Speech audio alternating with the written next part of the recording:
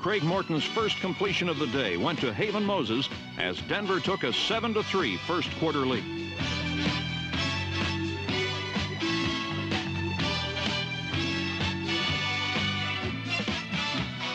Then, early in period 4, the M&M connection struck for the clincher.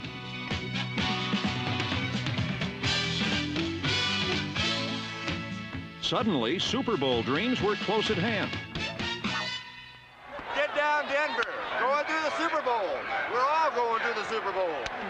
Hey, New Orleans, here we come.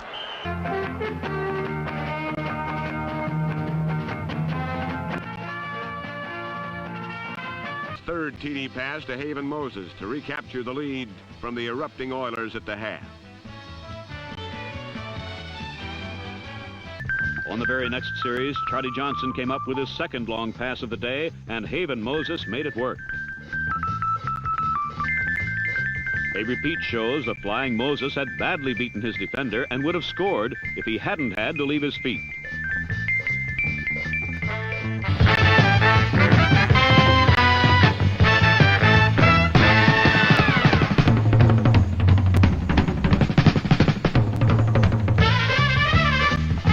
A fourth down pass with less than 2 minutes to play was the clincher in San Diego.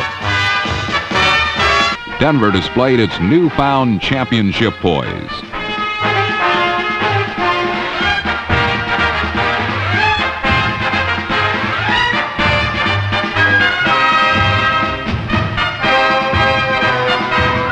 On every good football team, there exists that insatiable desire to win.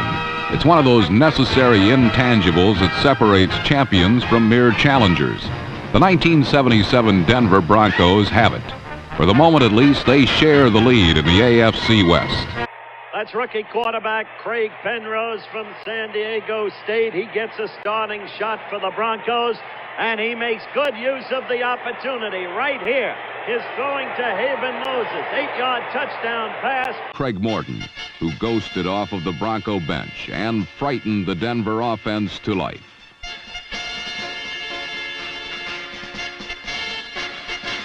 Earned him the spot on the Pro Bowl team.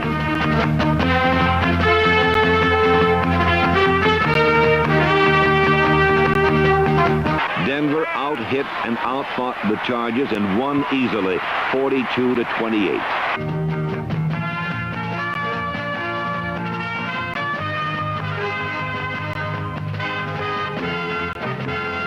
For his last touchdown toss, Johnson hit Moses again, and he showed what the phrase "good hands" means. The 45-21 win, coupled with the San Diego loss, enabled Denver to finish out of the cellar in the AFC West for the first time in 5 years.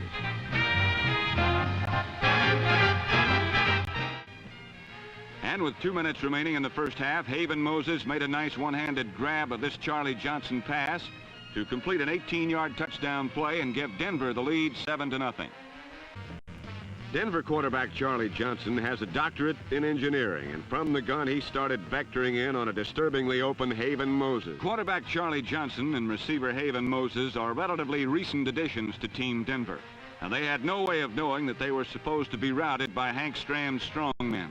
Johnson's quick release caught Kansas City cornerback Nate Allen with his back turned, and Moses took advantage of this to come back for the ball and the touchdown.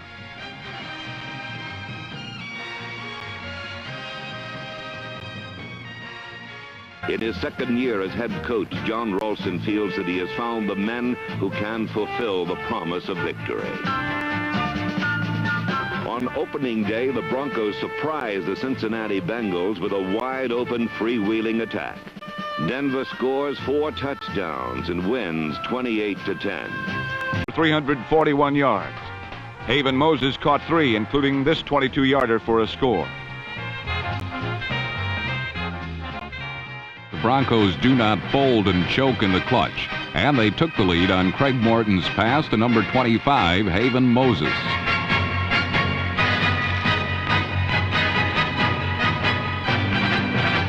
But mainly it is the Denver defense that cannot be bent, folded, or mutilated.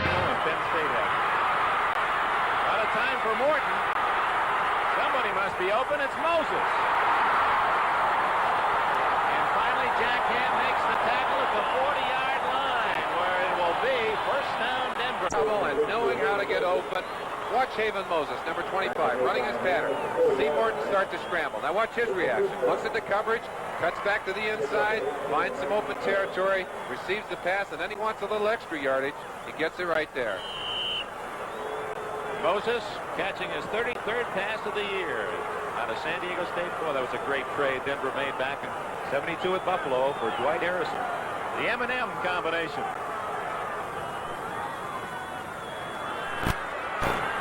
Open is Moses. Pass of the game went to number 25, Haven Moses, and it gave the Broncos a 27-13 lead. The play also demonstrated that an efficient offense is now operating in Denver. But 3 plays later, Dr. Johnson narrowed the margin with a 33-yard trajectory to Haven Moses.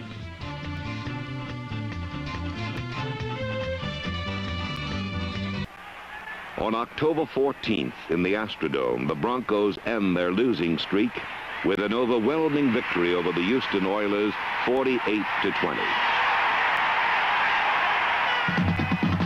But a true contender always finds a way. Craig Morton's 33-yard pass to Haven Moses narrowed San Diego's lead to 4, a lead that held up until the waning moments of regulation time. Number 10, Denver quarterback Steve Ramsey completed only 10 passes in the game, but 2 of them were scoring passes. One to 9-year veteran Haven Moses, number 25, and the other to Larry Zonka. Only 45 seconds remaining in the half. Johnson came back to Haven Moses, who stepped through the Chiefs' secondary to complete a 40-yard play and give Denver a 14-0 advantage. Craig Morton to Haven Moses touchdown bomb and a last-minute field goal. Amidst the frozen tundra that has become a Buffalo trademark, the Broncos still felt a warm glow after a somewhat chilling 19-16 win.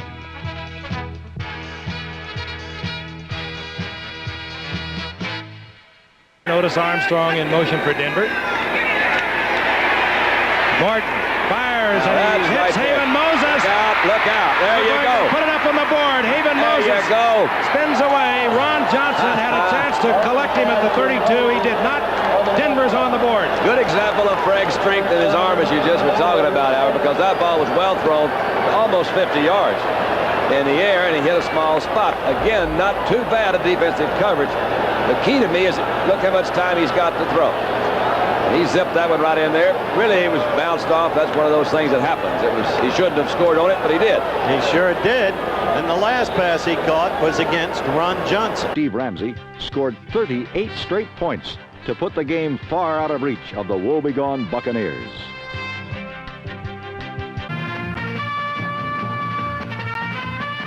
Haven Moses, number 25, is not as hard to bring down as Odoms, but he's twice as hard to catch. Moses was the Broncos' clutch receiver, and his ability to make the big play earned him the spot. Moses in motion. And Morton again. Has a man open.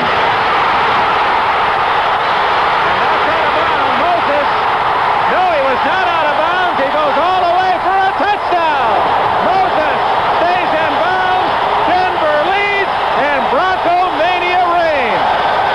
The Broncos needed only one more first down to run out the clock.